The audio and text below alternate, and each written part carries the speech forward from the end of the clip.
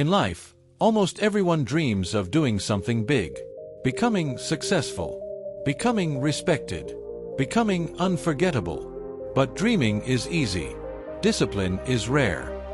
In the heart of Chicago, there lived a 22-year-old computer science student named Ethan. He wanted to become a top app developer. He followed all the big tech influencers, watched productivity videos every night, and filled his notebook with big plans. From tomorrow, he would say, I'll code 6 hours daily. No excuses. But tomorrow always came with distractions. Notifications. Gaming. Netflix. Scrolling. By midnight, guilt would hit him harder than failure ever did. This cycle had been repeating for almost 2 years. And slowly, Ethan started believing something dangerous. Maybe I'm just not talented. One evening, his older sister Olivia invited him to visit a small gym in their neighborhood. Just come with me, she said. I want you to meet someone. The gym wasn't fancy. No neon lights. No loud music. Just iron plates, chalk, and focus. In one corner, a man in his early 40s was cleaning the floor after training his last client. That's Coach Daniel, Olivia whispered. He built this place from nothing. Olivia introduced them. Coach, this is my brother Ethan. He wants to be successful, but he's stuck. Coach Daniel smiled knowingly. He said, waiting for motivation. Ethan felt exposed.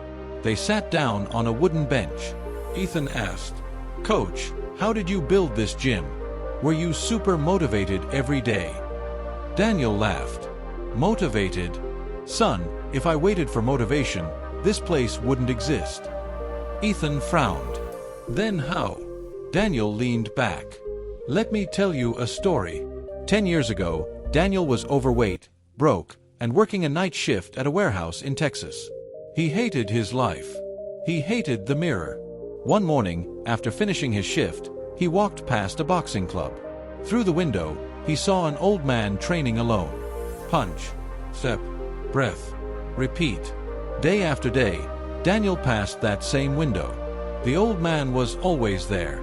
Finally, Daniel went inside. Sir, he asked, how do you stay so consistent? Don't you get tired? The old man wiped his sweat and said, I don't train because I feel strong. I train because I decided to be strong.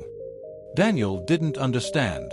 The old man continued, motivation is emotion. Discipline is decision. Emotion changes. Decision stays. That sentence hit Daniel like a punch. I asked him, Daniel told Ethan, what if I feel lazy? He replied, then show up lazy. What if I feel tired? Then show up tired. What if I don't feel confident? Then show up without confidence. Just show up. Daniel paused. I started with 30 minutes a day. Not 3 hours. Just 30 minutes. No matter what. The first month, miserable. The second month, boring. The third month, slight improvement. 6 months later, people started noticing. 1 year later, I was unrecognizable. Just then, an older man walked into the gym. White hair, calm eyes. That's Mr. Howard, Daniel said softly. The boxer who changed my life. Mr. Howard shook Ethan's hand. Daniel said, he's struggling with discipline. Mr. Howard smiled. Young man, do you know why most people fail? Ethan shook his head. Because they negotiate with themselves. He continued, when it's time to work, their mind says, not today. Maybe later. You deserve rest. And they listen. He picked up a jump rope and began swinging it slowly. Discipline means removing negotiation. The decision is already made.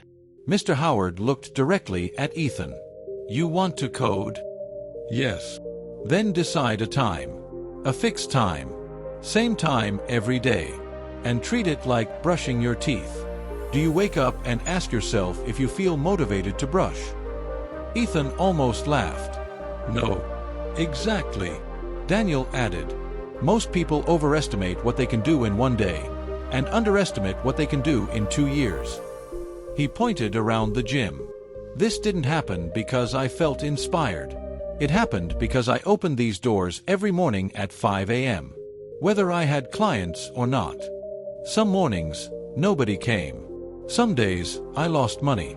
Some weeks, I doubted myself. But I never closed the doors. Ethan sat quietly. He realized something painful. He wasn't failing because he lacked talent. He was failing because he lacked consistency. He had been trying to sprint a marathon. Mr. Howard told him one last thing. There's a river near my hometown in Colorado. It doesn't rush. It doesn't explode. It just flows. Slowly. Daily. Constantly. Over decades, it carved through mountains. He looked at Ethan. You don't need intensity. You need consistency. On the ride home, Ethan didn't speak much. That night, for the first time, he didn't watch motivational videos. He opened his laptop. He set a simple rule. Code for 1 hour every morning at 7 a.m. No matter what. Not 6 hours. Not until burnout. Just 1 hour.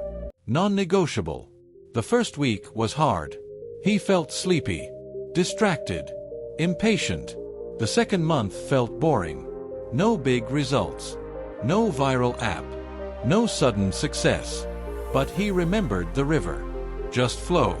3 months later, his projects looked cleaner. 6 months later, he built a small budgeting app and uploaded it online.